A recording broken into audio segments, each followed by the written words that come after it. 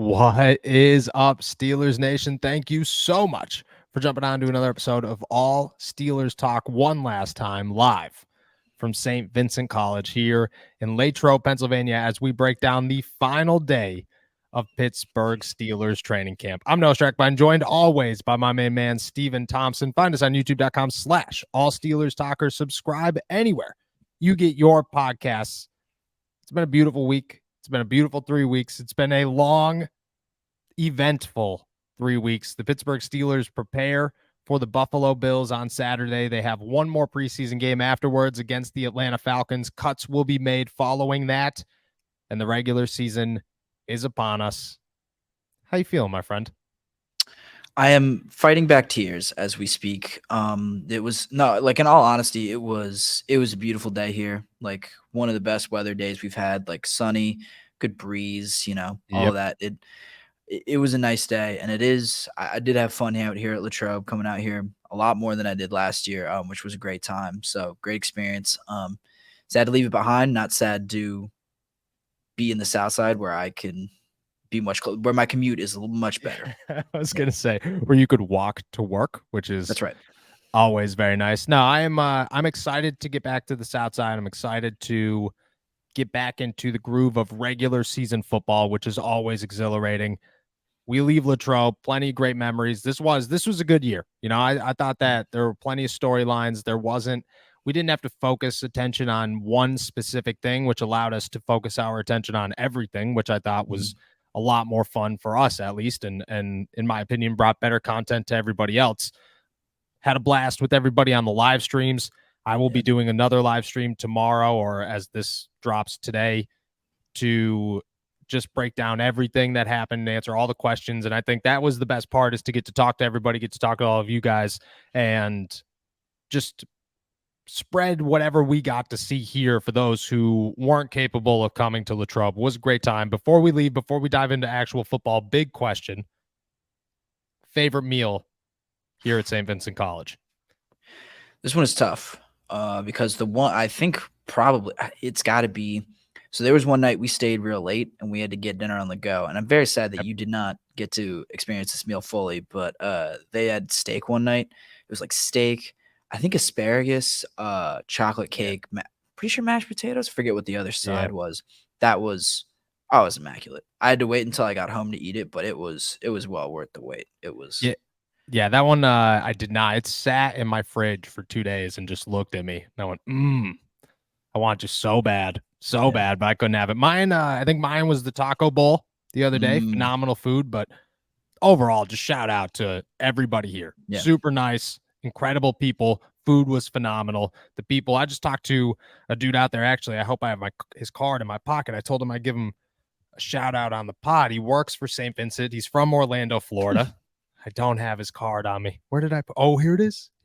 He's from Orlando, Florida. He works for the president out here. His name's Dwight Collins Jr.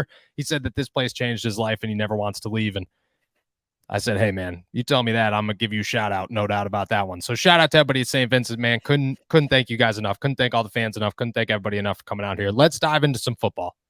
Before we dive into training camp, before we recap and answer the biggest questions leaving St. Vincent College, there has been a pretty big topic. I think a completely pointless topic, but one that everybody wants to talk about. Shout out to Ryan Clark and followed up by Patrick Peterson. It is the conversation and the debate of George Pickens versus Justin Jefferson. Ryan Clark said that George Pickens is more talented. He made sure to clarify that this is not a case of George Pickens is a better wide receiver than Justin Jefferson, just more talented than Justin Jefferson. And Patrick Peterson, who played with Jefferson last season, agreed. The big question: do you agree that George Pickens is a more raw talented player than Justin Jefferson? No, I don't. I don't. And like, Justin Jefferson is the best receiver in the league. Like, I don't know why we need to do this. Like, George Pickens has been, I think that's what I find, like you said, if any part of this conversation is pointless, I think it's fun to like compare players, and especially Pickens, who we all have big expectations for, and I think could reach that kind of like top tier of receiver in the league eventually, if not like this year, quite honestly. But we don't need to do this. Like Justin Jefferson is like he's been the best receiver in the league for what, like 2 years now. Yeah, at least.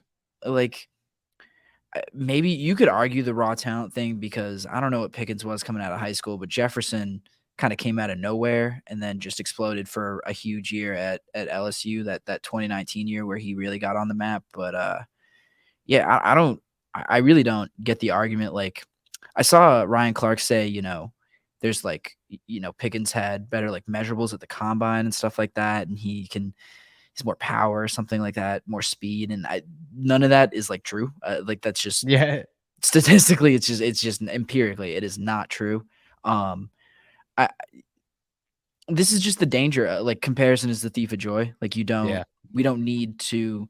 He doesn't need to be better than Justin Jefferson to be great for the Steelers and drive them to all of their goals this year. So my answer is no, but also like I don't really care. Like not that I don't care, but like No, you we don't don't. care. It's fine. It's I mean, because I yeah, I don't mean, care like, yeah, either. I don't need him to be better than Justin Jefferson. I need him to No. be really good, and I think he can still be that without being better than Justin Jefferson. Yeah, I agree. Look at I'm not into I'm a very comparable guy. I love to make comparisons. I think it allows me to either take a stance or fight against a stance. I enjoy doing both of those things more than I enjoy most things in life. But this one is just like, what are we comparing? Are we comparing Right. George Pickens and his phenomenal catchability to Justin Jefferson, who is already a phenomenal wide receiver? Like, well, I would have a better time saying, could George Pickens become the next Justin Jefferson? I'd say, yeah, probably. Like, I think he's got a really good shot of doing so. And I think that if you're gonna talk about the two, talk about them like that. Don't say, "Oh, he's more." Like, who cares? Who cares that he's more? Even if he is, who cares? Like, why is that? Does that make Justin Jefferson less good because he's still the best wide receiver in the NFL? It just, if anything, it adds more expectations to George Pickens, and I think those expectations are already high. So why are we doing this? Also, let's not jump to the top here. Let's maybe pick somebody else that's like a tier down, or like, because Jefferson, if we're ranking wide receivers, like Justin Jefferson right now is standing alone at the top. There's nobody else that's like a 1B. It's 1A, and then there's the next group of those guys of the Devontae Adams, Jamar Chase, so on and so forth. Let's compare somebody there to George Pickens, not the best in the league. Yeah, and if Pickens gets there, awesome. But like, no doubt. Let's not like set ourselves up for disappointment. Like, yes, we can set the bar at like T. Higgins or something, and I think that's very obtainable for him. And Pickens can easily shatter that. We'll be very happy with that. If we set the bar at Justin Jefferson, we're going to be disappointed. Yes, by what he does. Just this season.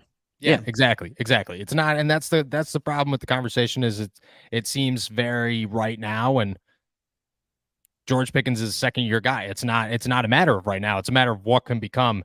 I agree with you. I think it's a little pointless. It's a conversation that everybody wants to have, but not a conversation that I'm necessarily into. And for us, man, we make drama out of a lot of things. So if we don't want to, if we don't want this drama, one, then that's how you know it is a pointless conversation that was brought up by former Steeler Ryan Clark, who had a blast here. Were you here the day that Ryan Clark was here? I don't think so. I don't think I was. Dude, that man likes to talk. I'll tell you that much. I mean, he was yelling constantly. He's talking so much smack on the sideline. It was crazy. I was like, man, this guy's having a blast right now. He's having more fun than everybody. He's like, we're just soft over here. Everybody's just soft on the sideline constantly. And I was just like, I'm having as much fun as Ryan Clark. Yeah, that's not surprising. He was, I think, one of the ones who I think after Pickens made that, incredible catch on Joey Porter in one of the first few weeks, he was like, that the celebration after, he was like, that would have started a fight in he did say that. He did say that. And I was like, it would have, though. If we're being honest, that would have. Yeah, maybe. No, definitely. Old school football in general. I think any of those guys from the early 2000s, mid 2000s, like imagine if it was like Baltimore Ravens practice, New England Patriots practice. Yeah. Pittsburgh Steelers practice. You throw a ball in Ryan Clark's face, man, you're getting a punch thrown. And it would have been great. It would have been awesome. I'll love at the end of it. But and then he would have gotten mossed. And then he would have gotten mossed again on the next play. By George Pickens, because George Pickens is just that dude. Yeah, I agree. All love him. We've actually finished a camp without a fight, which I think is notable. But That's one word for it. Yeah, Yeah, that's it would have been fun to see would have some been brawls going interesting. on. Yeah, yeah, yeah, Yeah, yeah, yeah. I'm never complaining about a good training camp fight ever, ever, ever. All It's right, just real weird that like I see every day. It's like, oh, fight at this joint practice, fight at this joint practice, fight at this joint practice. Nothing for. Well, even the nothing. Cowboys were like swinging on each other. Like this, Yeah, it's interesting. no, no. I think that's a good reason for the Pittsburgh Steelers to not do joint practices, Yeah. but at the same time, you know, like Mike Tomlin says, they're not a UFC team. Sometimes I kind of wish that they were just a little tiny bit. All right, let's dive into what we've seen here over the last 3 weeks of training camp before we head out one final time. I got 3 big questions for you. We'll start with this one. The biggest sleeper that you have on your 53-man roster right now, or at least to have a strong opportunity heading into the final 2 preseason games that you believe could make this final team that you maybe didn't see making the final team back in early July when we got here. Yeah, I'm going with Kenny Robinson, safety. I was really impressed with him early on. He did tail off a little bit, I think, towards the end of training camp, but I'm still a believer. I love his size. I love his skills. I love his attitude. Like Yeah. just his, he's a physical guy. He loves to compete and loves to fight, talk a little trash. I like all of that. I think that's all important for a defensive back.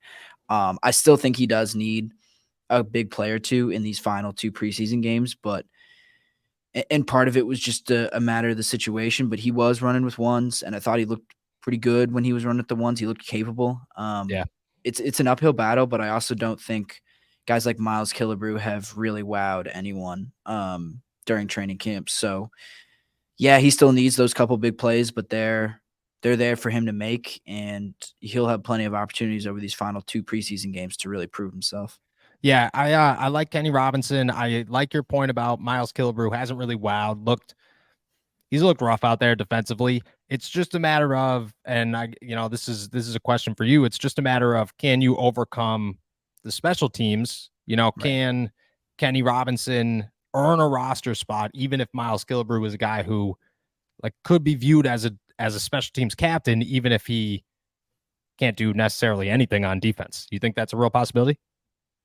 Yeah, I mean, it's gonna be tough. Like, I think Gilbert would have to start to look a lot rougher. And I think Yeah. Robinson would have to really impress defensively because I don't really have a good read on how great of a special teamer Robinson is. My instincts say, yeah, he can definitely play special teams and he'll be just fine. But when you think about kind of the value that Miles Killebrew brings at that position, it's going to be tough to overcome. That's why he's kind of, I guess, a sleeper, a guy who I think right now is still on the outside looking in. It's It'll be tough, and it's just that's where when we think about this 53-man roster, it all comes down to the margins. That's the Yep. the real meat of this roster has already been set. It was set a long time ago, but guys are really gonna have to make their final cases on the margins. So, if I was a betting man, I don't know if I'd put money on it, but I think Kenny Robinson is certainly capable of doing that, kind of leapfrogging Miles Killebrew. Yeah, I think it's definitely capable. I think all it takes is, you could put up a good special teams play or two in the preseason and then end it all. Like at Mhm. that point, it's just like, okay, here you go.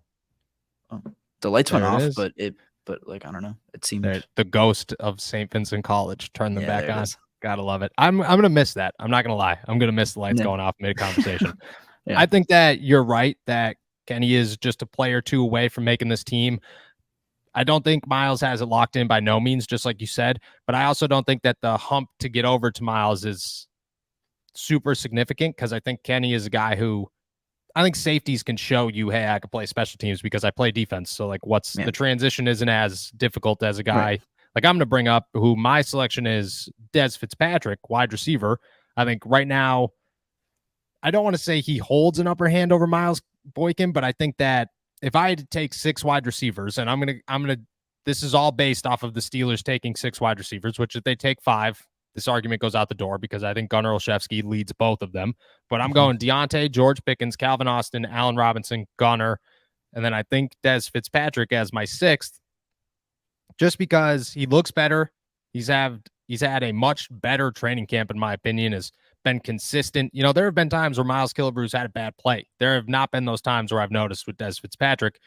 I don't know if he's going to get the opportunities to kind of earn his place here, but I think during training camp, he showed enough that in these last 2 preseason games, he's got to be on somebody's radar. You know what I mean? No Yeah. coaches are standing around going, Dez hasn't done anything. I think consistently, and even during the spring when we were at minicamp, he was making plays there too. I just think that he's a guy to watch. I think he's snuck up on a lot of people's lists, and he does. He's got to show his special teams capabilities in the last 2 games, but I think that he had a pretty good special teams run in the preseason opener, and if he could do it again, he's a guy to watch for me.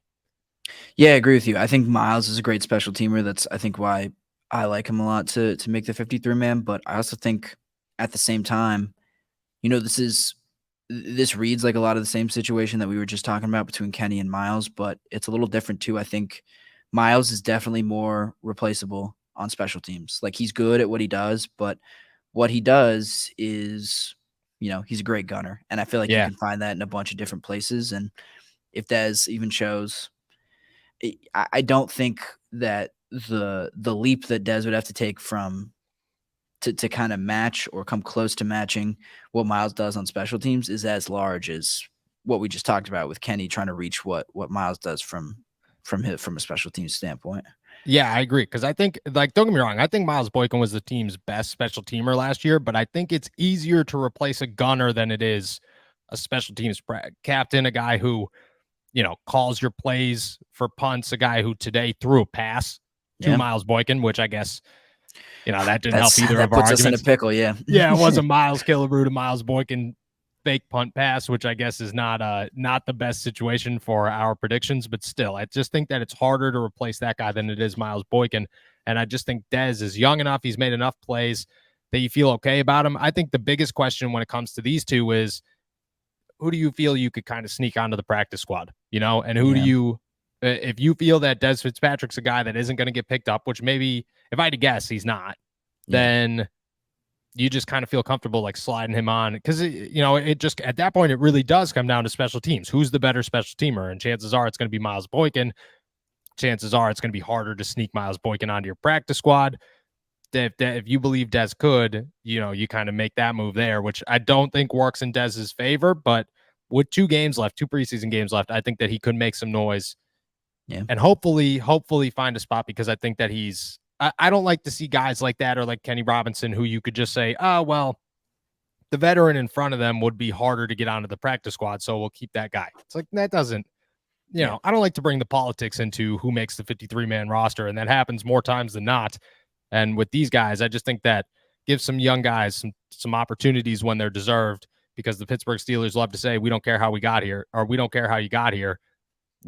Sometimes they don't live up to those remarks, and I would like to see that follow suit with these two. All right, next question.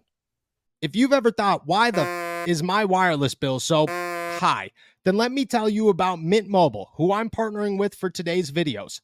You might already know Mint Mobile if you've seen those funny ads from Ryan Reynolds, who is also an owner. But let me quickly tell you how awesome their service is. Mint Mobile offers premium wireless for as low as $15 a month, and you don't have to sacrifice any coverage, speed, or data. They're built on the nation's largest 5G network. They keep costs low because they sell to you direct online. They cut out the middleman. No retail stores, no salespeople. Why should you pay more than you have to for the same network? Click the link in my description or scan this QR code if you're interested in the best value in wireless.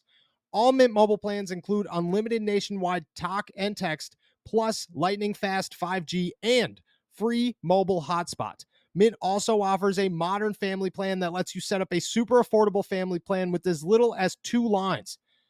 I switched to Mint. I moved to the fancy part of town, and everybody made it a big deal when I got here. But what they didn't tell me is that the cell phone service disappears. With Mint, that didn't happen. And I can never tell you how thankful I am to get those text messages and those phone calls when I'm sitting in a dead zone. Switching to Mint is super easy. Thanks to their digital eSIM cards, you can sign up and activate immediately right on your phone from the comfort of your home. If your phone isn't eSIM compatible, Mint will ship you a new SIM card for free. It only takes about 15 minutes to switch, and Mint has great customer service if you need help. I know 0 things about the internet and 0 things about my phone. So I called Mint, and I still got it done in 15 minutes. That's how good they are. Now, as a special limited time offer, you can get their unlimited plan, which is normally only $30 a month, for just $15 a month. That's a 50% savings off their already super low price. It only takes 15 minutes to pay as low as $15 a month for your phone plan. It really is that simple. Use our link, trymintmobile.com/Steelers Talk, to get started. Or you could check out the link in our description or scan this QR code, whatever you prefer. It helps out our channel. And if you've already made the switch, let me know in the comments. Biggest disappointment leaving training camp. I think we have a number of guys. I think I know your guy here.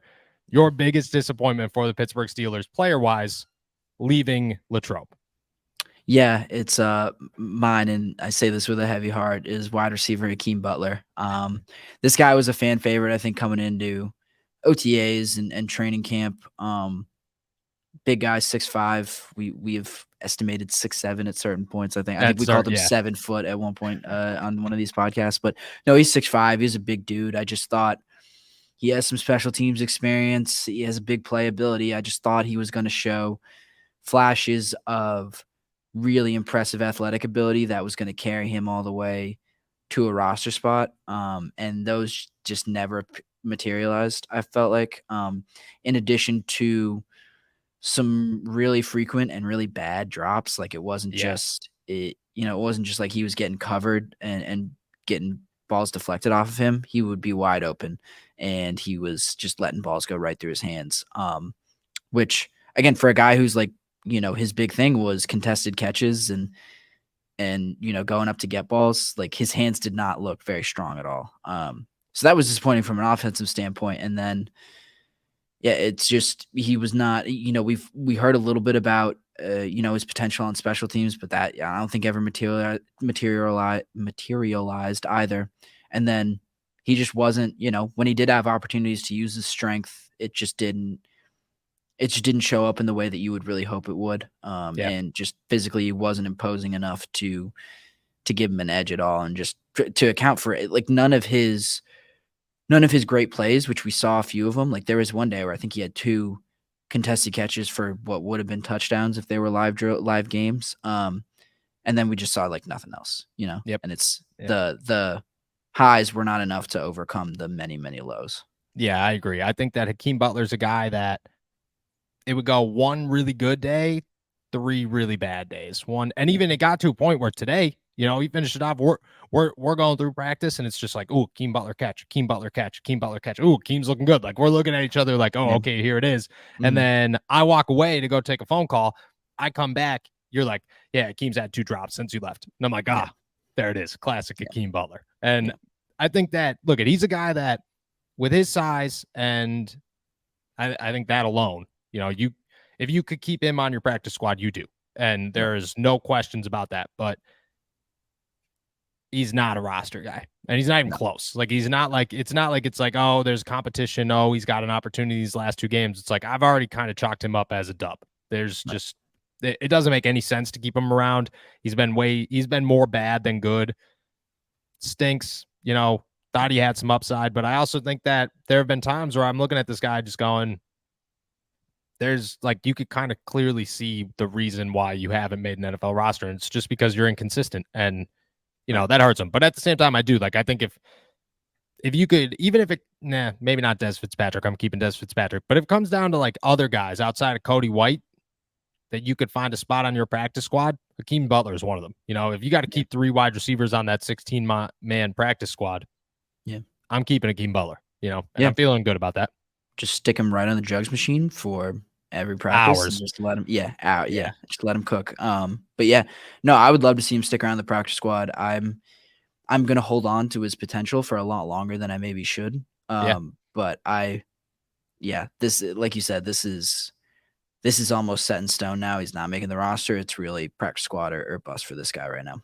Yeah, I agree. My guy is, I don't want to say super disappointing. I don't want to say that, he let me down at a point where I'm over him or he's not going to make the roster. I think he's going to be just fine, but I think he needs more development than we anticipated coming in here. And that guy is Joey Porter Jr. to me. thought that Joey's looked really good at times. I thought that he's looked, I don't ever want to say bad. I don't ever want to say I thought Joey Porter Jr. looked bad out there. I just think that heading into the second preseason game or the final 2 preseason games, my view on Joey Porter is he is not ready to be a starter, and they need him to be a starter because I think Patrick Peterson has struggled at times throughout this training camp. I think that it's become apparent that to trust him for 17 games as your only outside starter next to Levi Wallace is, you just can't expect that to work out in your favor every single time. James Pierre and Luke Barku have been hands down the 2 most, I guess you could say, disappointing players on this defense. I just think they've just been the worst players on the defense, if we're just going to sum it up as a whole.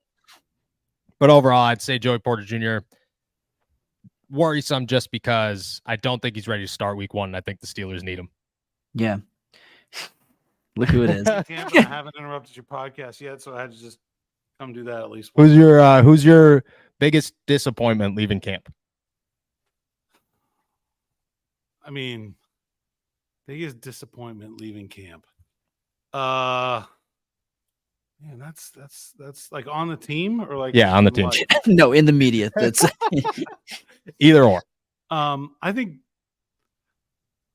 it's got to be Monty Potterboom, right? Like, I was actually thought like he could maybe like do something. Like, I don't know. He looked like he could be a fullback, and he quit before he even put pads on. I think that's got to be my biggest disappointment of training camp. Like that just think about that guy though, and like his look. He's from Iowa. He's got the big blonde hair and the mullet. Like, if he came out here with pads on and hit somebody hard one time, we would have talked about him for 2 weeks. Like, he would have been, forget Kendrick. Kendrick Green would have never been a thing if Monty Potterboom had done like one single thing in this training camp, and he didn't. So that's my biggest disappointment.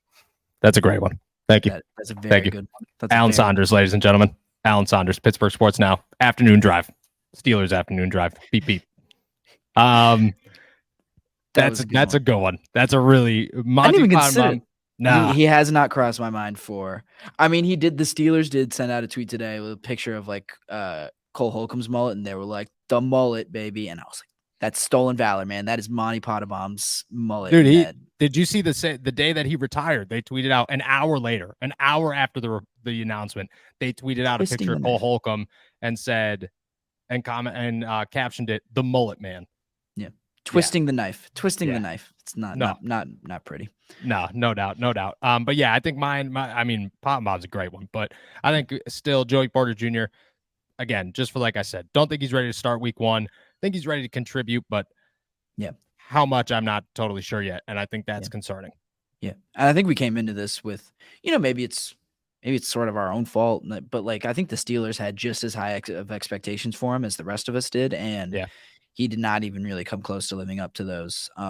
And like you said, I think you're spot on. The Steelers will need him. I thought he was going to be a starter right away, and I thought he was going to show us that immediately. Turns out he's a little more raw than we all thought. Like you said, we're not writing him off by any means, but this is going to be more of a work in progress than I think everyone thought. Yeah, just a slower development, like it's like Broderick Jones, like just, he's a guy that you could see in his play, like, okay, yeah, he's going to be everything you wanted him to be.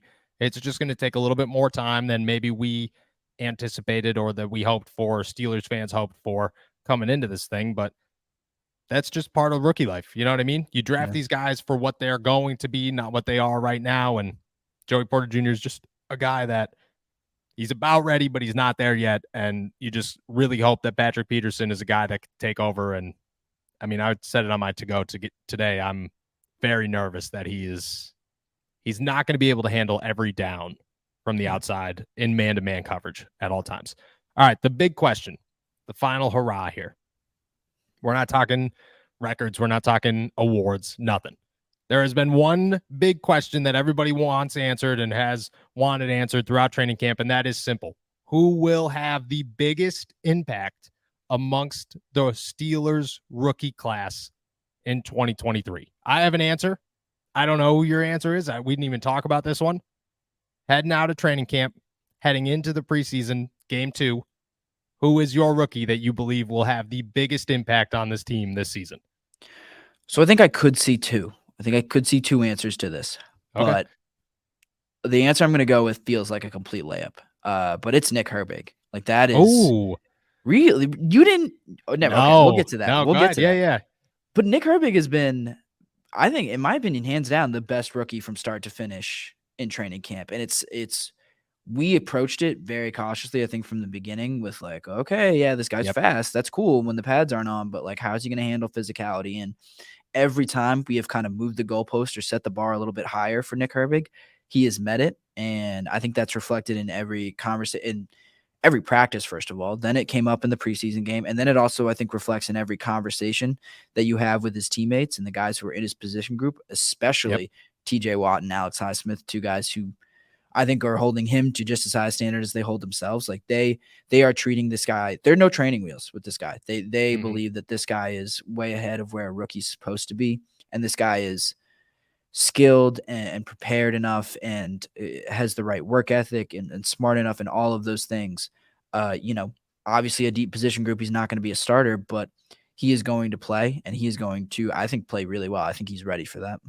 I don't agree. I don't disagree. I don't want my ooh to be taken as anything more than surprise. I just didn't, when you said layup, I thought you were going to go with my guy because I have a different guy, but Nick Herbig's a good answer to me. I think that he is just blown away anybody who came in here, because that was the thing, is during the draft, it was, is this guy going to be an outside linebacker or an off-ball linebacker?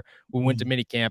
It was, okay, he's going to be an off-ball linebacker, but is it going to work out? We came here, it was, okay, look at, he is killing it right from the jump. What's going to happen when we put pads on? Okay, he's killing it with pads on, but he's going against the second team offensive line. What's going to happen when he goes into a game? Oh my gosh, he's unreal in an actual game. And then that has just continued. So I agree. Every time we've raised that goalpost, he has hit the mark and exceeded the mark. So I like that a lot. I think both answers are probably on defense. You said you have two. I think your second one might be my first one here, which I feel confident in. That I would have said it's a layup too. Keanu Benton. Yeah, that was mine.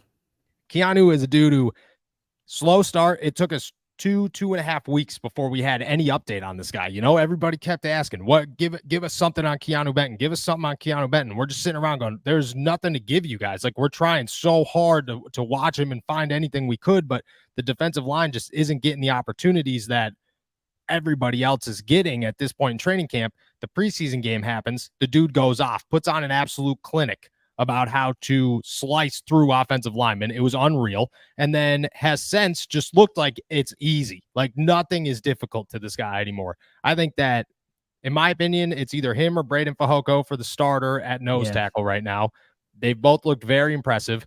And I anticipate Keanu Benton just being an absolute freak right from the jump. And I think Nick Herbig too. I think the two Wisconsin guys, they trained together in the offseason. They've been best friends for a long time. Like, there's a reason that these two are good. And there's a reason that the Pittsburgh Steelers added both of them to the roster through the NFL draft. But man, I think Keanu Benton's going to be he is going to be good. Good.